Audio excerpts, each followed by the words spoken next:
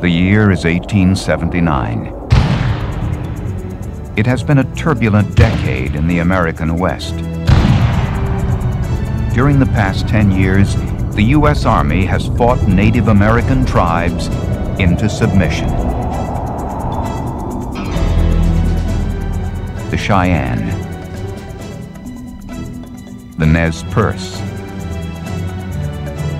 the Lakota Sioux and other tribes have been forced off their ancestral homelands to make way for white settlers. They are now restricted to reservations.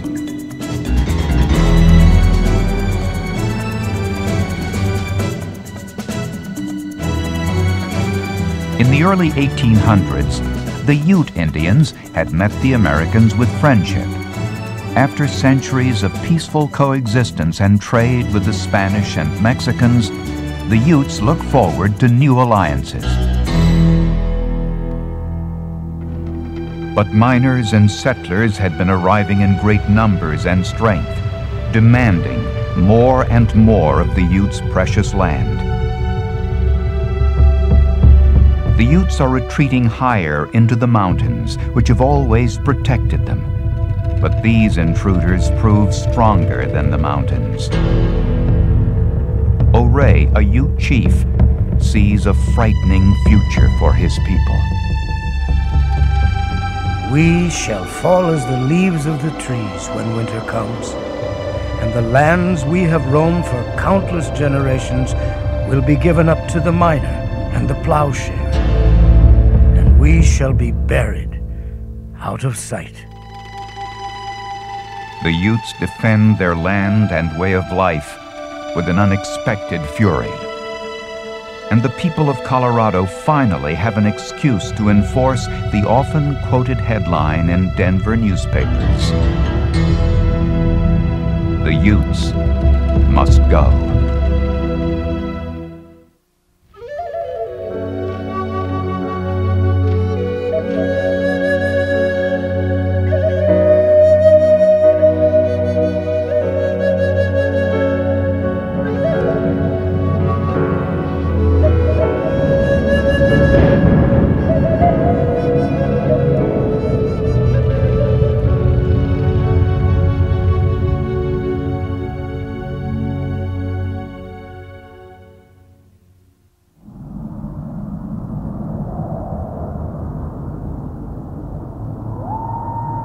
To all mankind, mountains hold mystery and magic.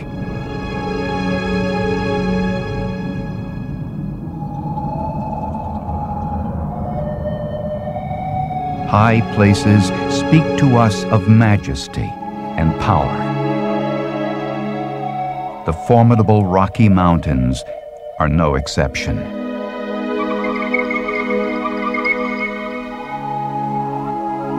Here the air is thin, the summers brief, and the winters hard. The first Europeans to see this country call it inhospitable and impassable.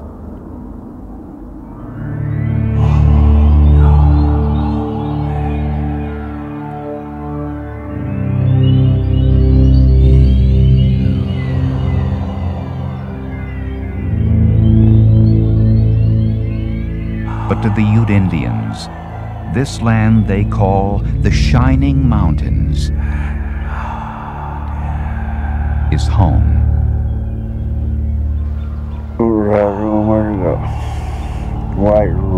For the Utes, the mountains were good lands. Everything they needed was here. There was something sacred in these mountains for the Utes.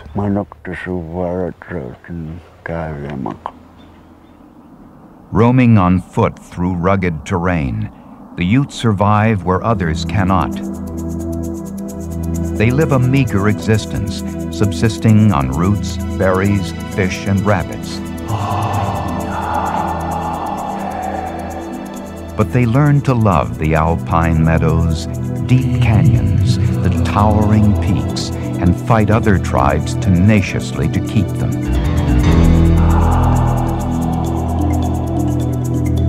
When they met an enemy, either the enemy would be dead or the Ute would be dead. There was no two ways about it.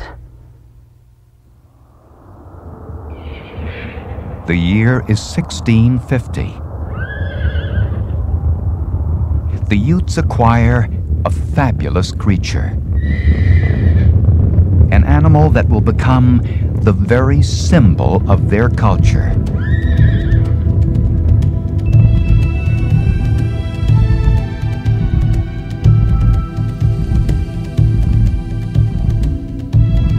The horse transformed the Utes into a confident, powerful, perhaps even arrogant people who commanded their homeland,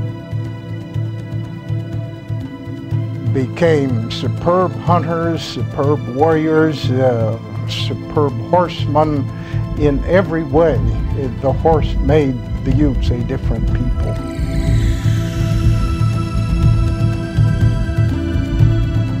So you were able to travel great distances. Because of that, you were powerful. Our people's word for power is buah. And you had that. Because of the horse, the Utes expand their tribal lands, controlling more than 225,000 square miles in the Central Rockies.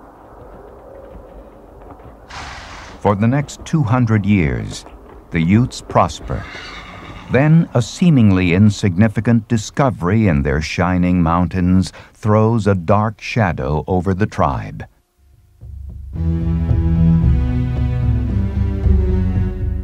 (1858).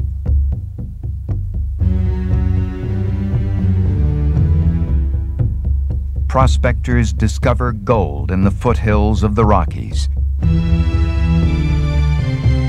To cries of Pike's Peak or bust, 50,000 people rush west.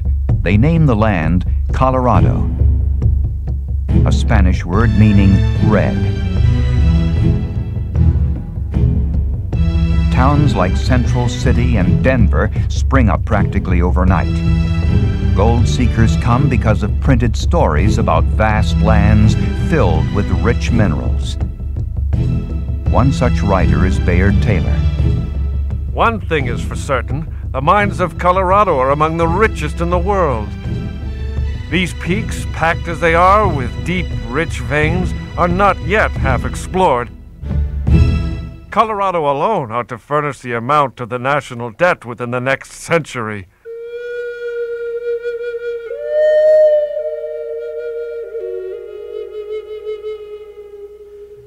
You're seeing someone there chipping away, drilling holes in your Mother Earth. Mother Earth that is providing your well-being, providing you food, the roots that are there in the Mother Earth. And here you are, someone damaging that and leaving holes in the earth and scraping the earth. Sure, it's going to make you angry.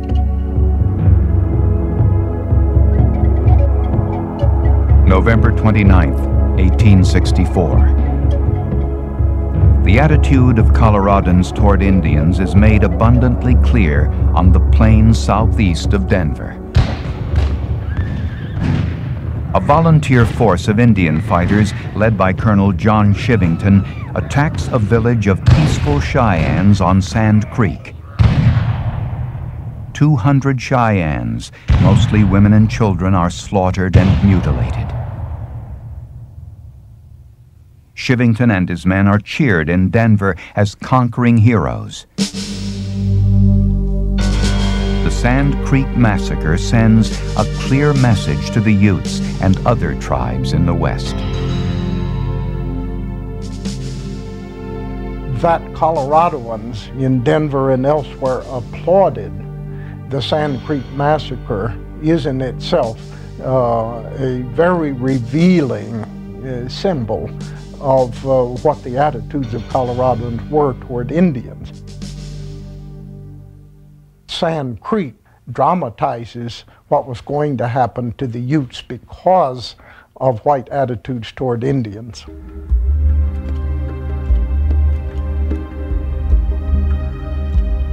An emerging leader among the Utes is determined to protect his people from a similar fate.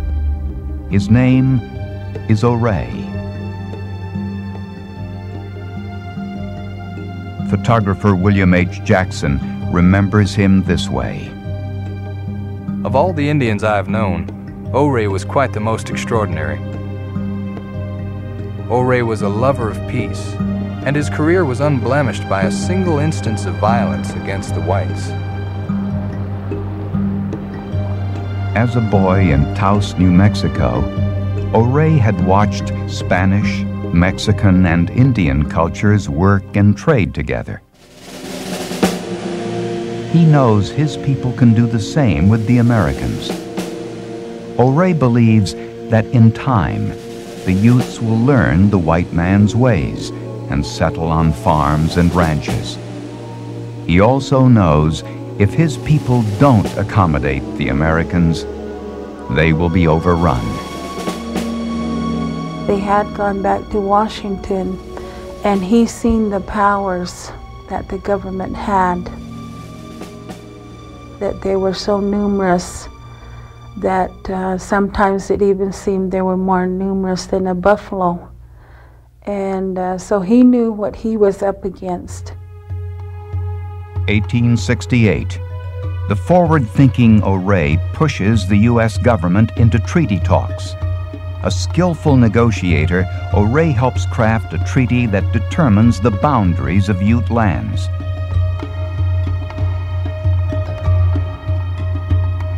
It is called the most generous bestowal of rights ever granted by the United States to a minority group. The Treaty of 1868 gives the Utes forever 16 million acres of Colorado land, or 4,500 acres for each Ute man, woman, and child, plus annuities of food and money. The ink isn't dry before the howls of protest from Colorado citizens begin. One of the angriest voices belongs to Territorial Governor Edward McCook. 1/3 of the territory of Colorado is turned over to the Utes, who will not work and will not let others work. This great and rich country is set aside for the exclusive use of savages.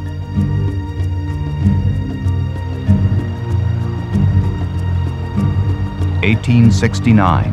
Just 1 year after the U.S. signs the treaty, silver is discovered in the San Juan Mountains of southern Colorado, the very heart of Ute lands.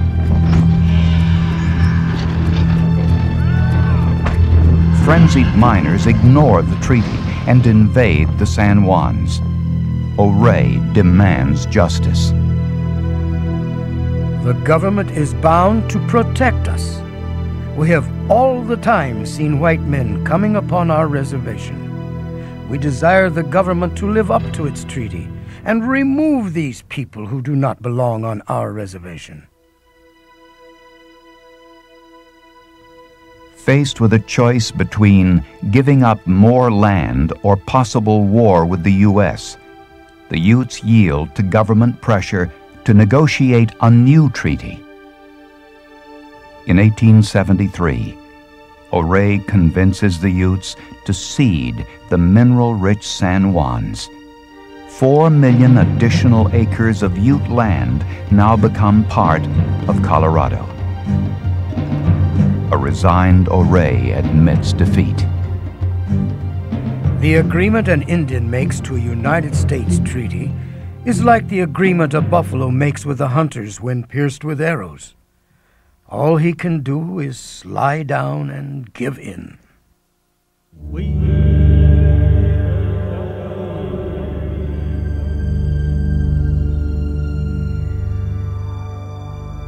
But some Utes aren't ready to give in.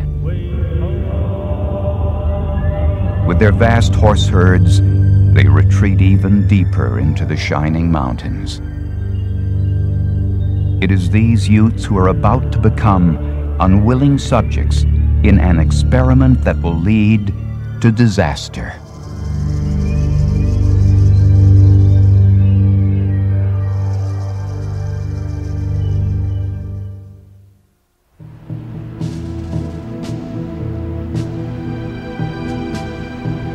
March 18th, 1878. A man who will have a tremendous impact on all Utes is appointed Indian agent for the White River Band. He is 61-year-old Nathan Meeker. Nathan Meeker was an elderly eccentric. I'd even call him a nut. Nathan Meeker was a utopian dreamer. Meeker's dream is to cure all of society's ills by designing a utopian agriculturally based community. Just 8 years earlier, in 1869, he had the opportunity to see his dream come to fruition.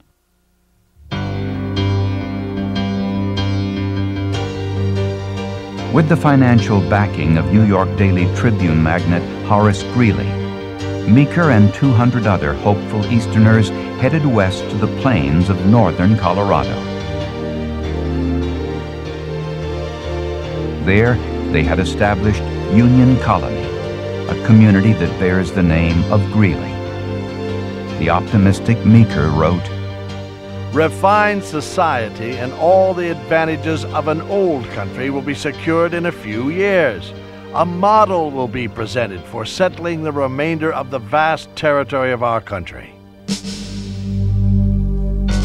But Meeker's agrarian experiment had proved to be a dismal failure, and he was fired as director of the colony.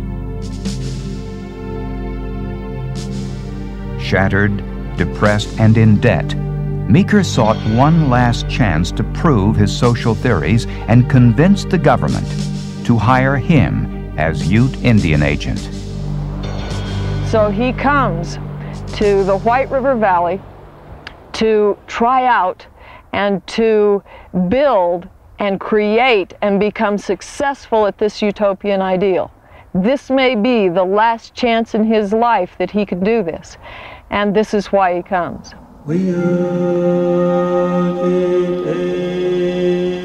May 1878.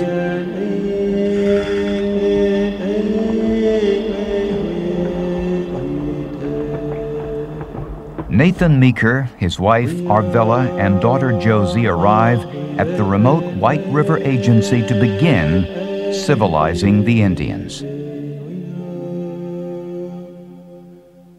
But the White River Band is the most independent of all Utes. They respect, but owe no allegiance to an array of the Uncompahgre Utes. Living in the vast isolation of northwest Colorado, they are less inclined to farm than southern bands, and often ride their horses off the reservation to hunt in the mountains. Meeker is determined to transform the White River Utes from hunters into farmers. "I shall propose to cut every Indian to the bare starvation point if he will not work. They are a people who are without ambition because the government feeds and clothes them." I think Meeker was a very arrogant person, and he thought that his way was better than what my people could ever accomplish. And so that was the first mistake he made, was that thinking that we had nothing of value within our culture.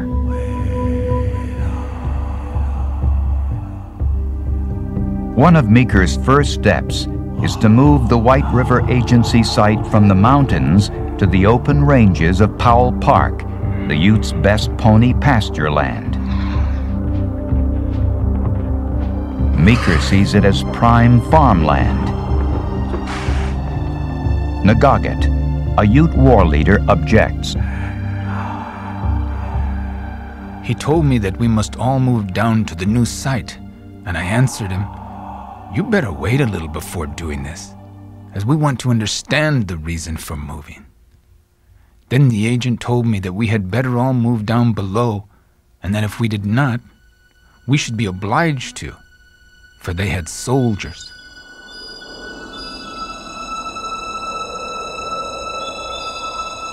The White River Utes reluctantly move to the new agency site, but they are in no hurry to become the farmers of Meeker's imagination.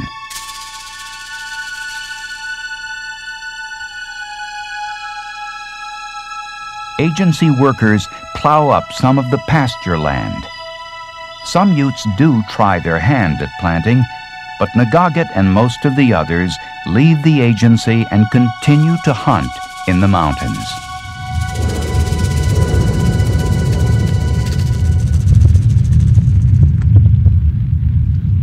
Summer, 1879. Forest fires, most of which are caused by lightning, rage throughout the Rockies. Colorado Governor Frederick Pitkin and his protege, newspaper editor William Vickers, are violently anti-Indian.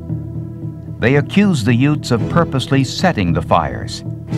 It's part of a propaganda campaign aimed at removing all the Utes from Colorado and relocating them to Indian Territory, the future state of Oklahoma. William Vickers. The Utes are exceedingly disagreeable neighbors.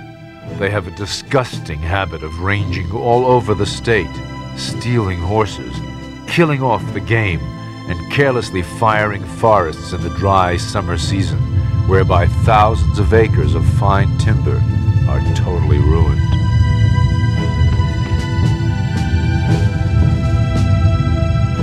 Vickers in the newspaper industry had headlines across his newspaper that said the Utes must go. And it became a battle cry throughout the state of Colorado that we had to drive the Utes out. That this was our land for the taking, and it was time we took it and shoved the Utes out.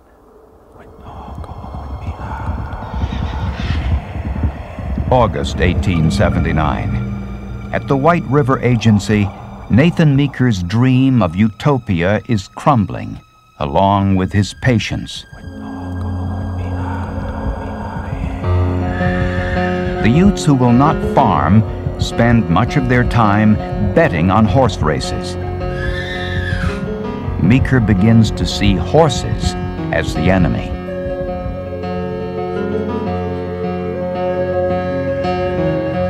It seems to me evident that the greatest obstacle to civilizing the majority of these Indians is their ownership of horses. I should like to take away their horses, then give the word that if they would not work, they should have no rations.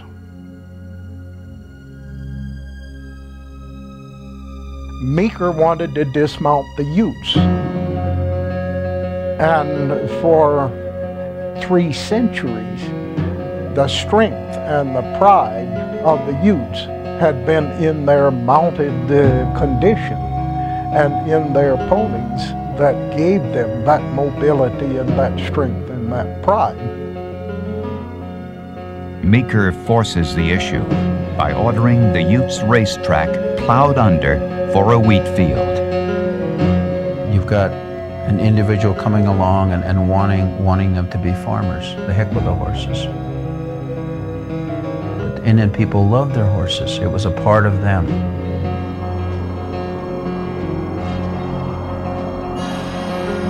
Plowing stops when a furious Ute shoots at the worker. Determined as ever, Meeker visits Ute leaders to offer a solution to the problem of too many horses. Chief Quinquet describes the conversation. The agent told me that we should not have so many horses because they were eating up all the grass, and that we better kill a part of our horses and only save a few so as to save the grass.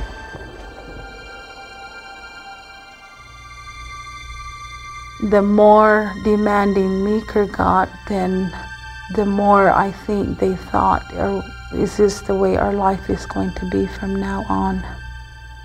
And steps had to be taken where they were trying to ensure that their way of life would continue as before. Canala, a proud Ute owner of some 300 ponies, is particularly upset. He confronts Meeker and is told by the agent that he should kill off most of his herd.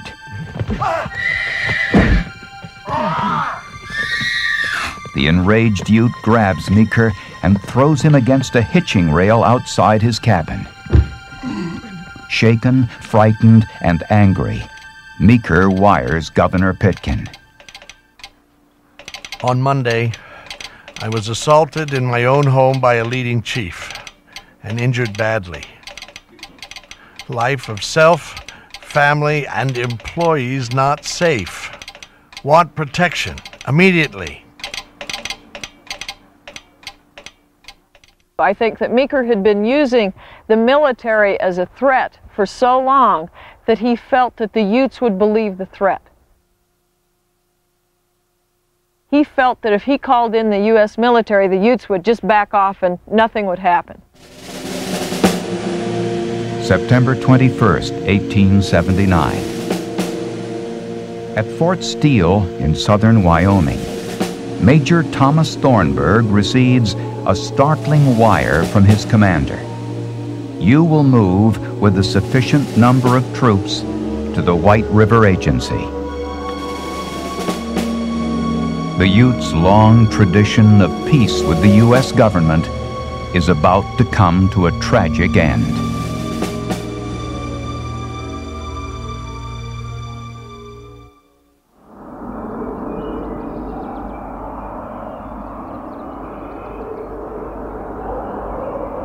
September 26, 1879.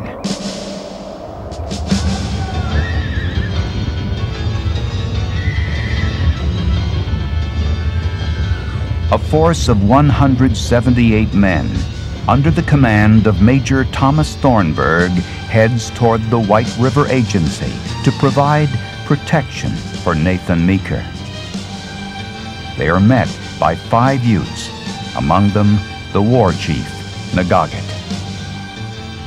I told him I never expected to see the soldiers here. I told him we were all under one government, and that we were brothers. And why had they come? The officer told me that even brothers quarreled. Nagaget knows soldiers well. Just 3 years earlier, after Custer's defeat at the Little Bighorn, he had served as scout for General George Crook in the campaign to punish the Lakota Sioux. And he recognized Thornburg as a lieutenant under General Crook.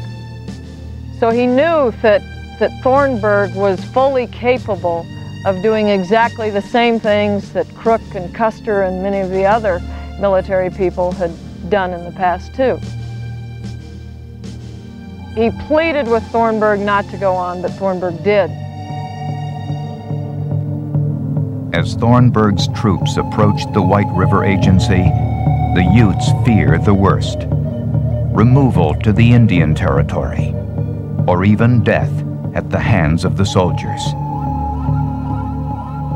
The soldiers only represented war to them, only represented more domination.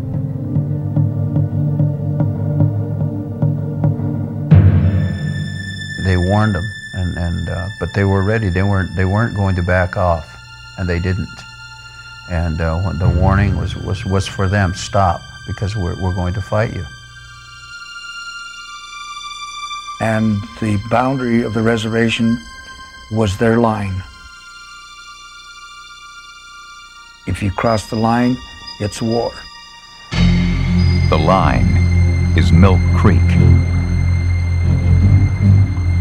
The soldiers cross it the morning of September 29th, 1879. Nagaget and 100 Ute warriors watch the line of troops from a ridge above the creek. This, of course, did frighten my people, but it was to the point where either we continue living this way or we don't live at all.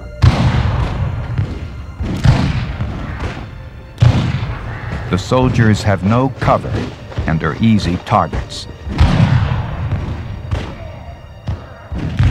They are in an open field, cut off from their supply wagons. U.S. Scout Grafton Lowry describes the first moments of the fight. Well, the battle grew more furious as the Indians concentrated and kept up a galling, deadly fire. Major Thornburg received about 2 shots to the head, which killed him instantly, and he fell to the ground like a corpse. Groans of the dying and the agonizing cries of the wounded told fearful havoc was being made. They did their ceremonies before they went to battle. And they say that if you do your ceremonies, that the bullets or arrows or whatever is coming at you will not be able to find your mark. That day they did prepare themselves, and the bullets and that the soldiers were firing could not find their mark, is what I'm told. And whereas the Utes found their mark and did kill soldiers. Thornburg's soldiers fear they may share the fate of Custer and the 7th Cavalry. For 6 horrific days, they are pinned down amidst a hail of Ute gunfire. 12 soldiers have been killed. 43 are wounded. The Utes had full opportunity, militarily, to eradicate that full troop. They could have done it, and for some reason didn't. They backed off.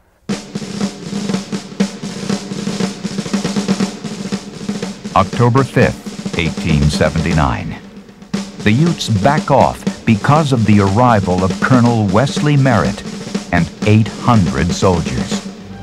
At the same time, a runner arrives with a message to the Ute warriors from Chief O'Ray.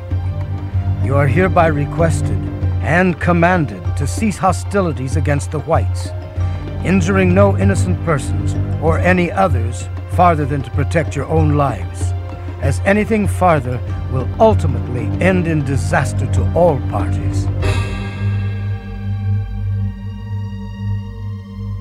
Nagaget and the White River warriors escape into the surrounding hills.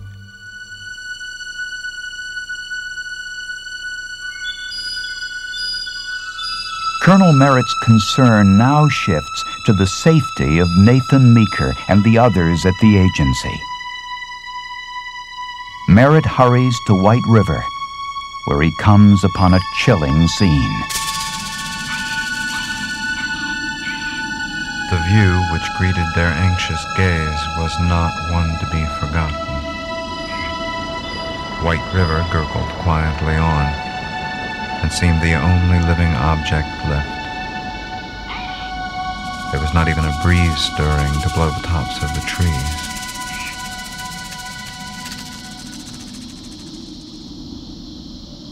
Everything was dead. 9 agency employees lie dead. Among them is the mutilated body of Nathan Meeker. This was the man that talked down to him for years. This was the man that threatened them. This was a man that kept their rations away from them and would starve them if he could to bring them to a level that he wanted and that he could manipulate. This was a man that they had come to loathe. Well, history has it that he had a stake driven into his mouth, and I can only say that that probably was something done to give a message that says that we're going to close this mouth forever.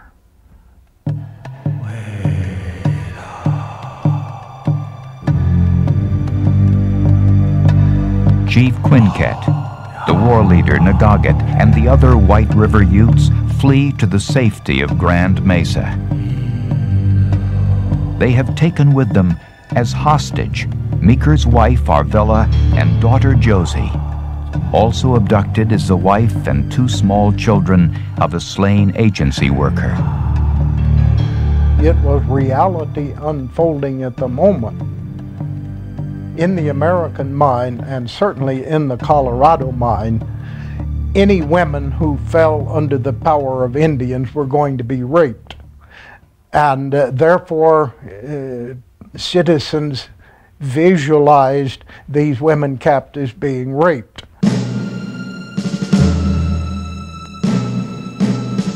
The army is paralyzed.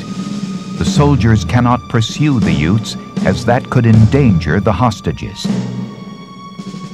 It takes a former agent of the Utes, Charles Adams, and a representative from Ouray to defuse the situation. Adams boldly enters the White River's camp and sees Josie Meeker and the other captives apparently unharmed. He recalls his conversation with Josie. When I first met Miss Meeker, I asked her whether they had offered any indignities to her person. She made the offhand remark, "Oh no, Mr. Adams, nothing of that kind." October 21st, 1879. The White Rivers surrendered the hostages to Adams, but do so only after Ouray threatens to join U.S. soldiers in attacking them. The White River Utes have been reduced to a wandering, desperate people who are at the mercy of the United States government. But Colorado's anti-Indian forces are not about to let them go unpunished. All Utes, not just the White Rivers, must pay a heavy price.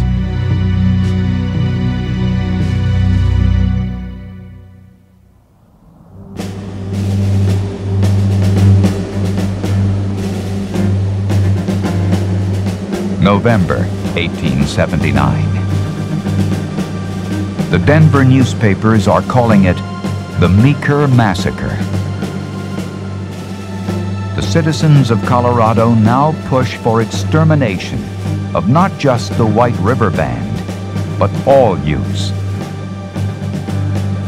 Governor Frederick Pitkin. It will be impossible for the Indians and whites to live in peace hereafter.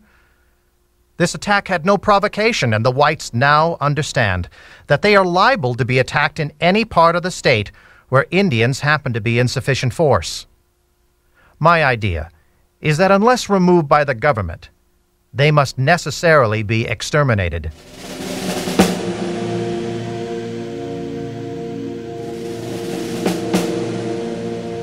As the Indian-hating frenzy explodes, there is shocking news. Arvilla Meeker, Josie Meeker, and Flora Price, the women held hostage by the Utes, change their stories. All 3 now say they were raped by the Indians. What my people told me is that these women were not harmed in any way, but later on they also themselves at first said that they had been treated very well, and then later on changed the story. And I have to believe that the reason why they changed their story was because they were told that this was a way to get rid of the Indian people out of Colorado. Those visions of what those women were enduring led Coloradoans to demand an immediate evacuation of Colorado by all Utes, and gave them the political muscle to bring that about. This was the excuse they needed. This was the fuel they needed to make that big, big move of the Utes must go. Once again, Coloradans set their sights on the mineral-rich lands of the Utes. Weary and sick, Ouray again tries to defend his people. But this time, even his diplomatic skills cannot save them.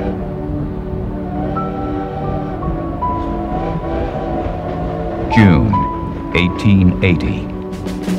The U.S. government pressures all the Utes, not just those involved in the Meeker incident, into signing a treaty that takes away most of their Colorado land. Southern bands are forced to accept a small plot in southwestern Colorado. The White Rivers and O'Reilly's band, the Uncompahgres, share an even worse fate. They are forced to move to an arid piece of land in Utah, banished forever from the shining mountains. When I hear those stories about my people having to leave their homelands,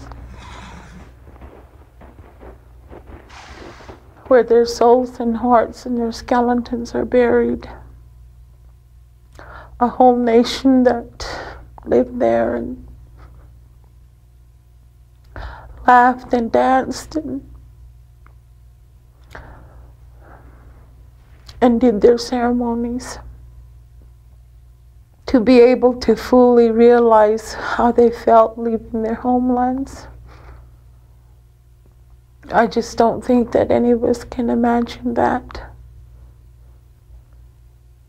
But to be asked to leave, and not only to be asked to leave, but to be escorted by soldiers and told never to return again. So this is very difficult for me at this time, even though I've never lived in Colorado, but just to imagine the things and the thoughts that went through my people's minds. And I think many of our hearts, my grandparents' hearts were broken when they had to leave their beautiful homelands.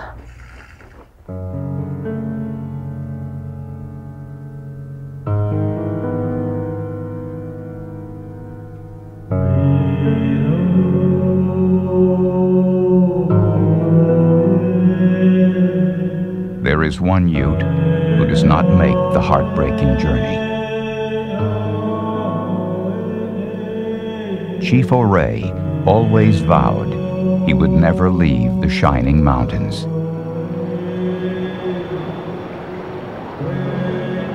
On August 24th, 1880, stricken with kidney disease and distraught by his people's loss of their homeland,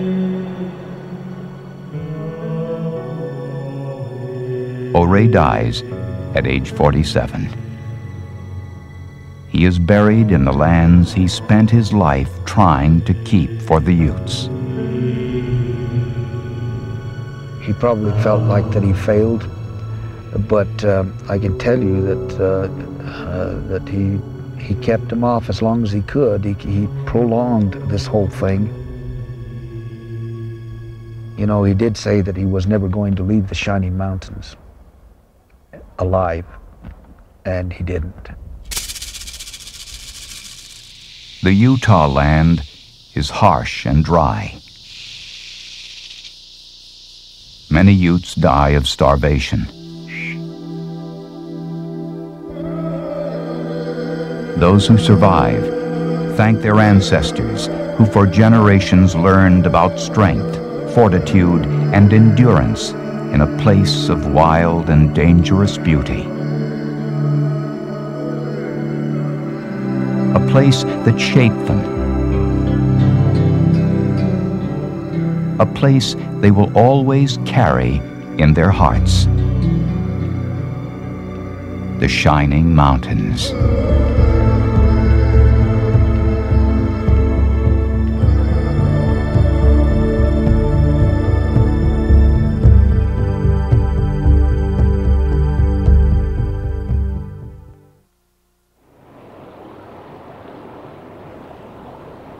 Today, former Ute lands on the western slope of Colorado are gardens rich with fields and orchards.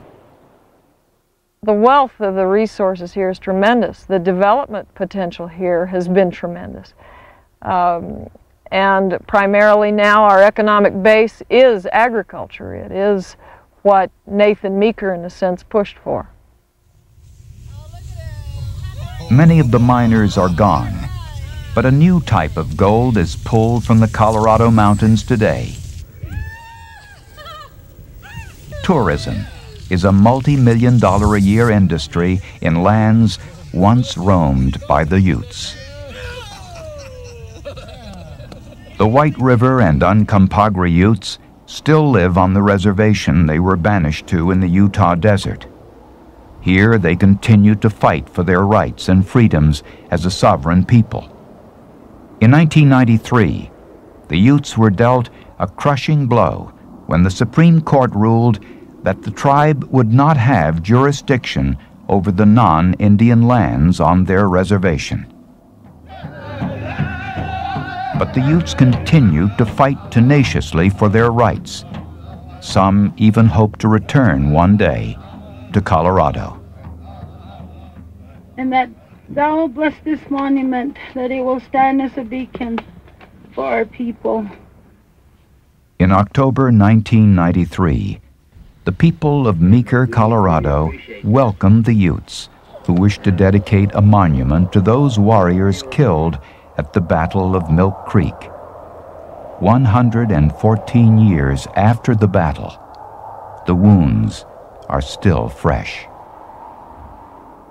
And with sad hearts, Heavenly Father, we come here to Meeker, Colorado.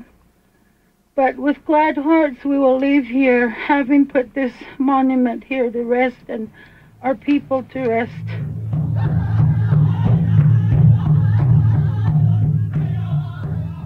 Many Utes believe that the spirits of their ancestors will not rest until they are back on their traditional lands.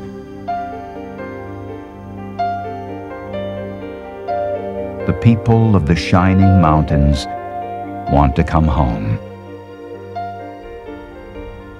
I believe that's where they ought to be and where they should be. I believe those treaties should have held, and that the Shining Mountains was still the land of the Utes.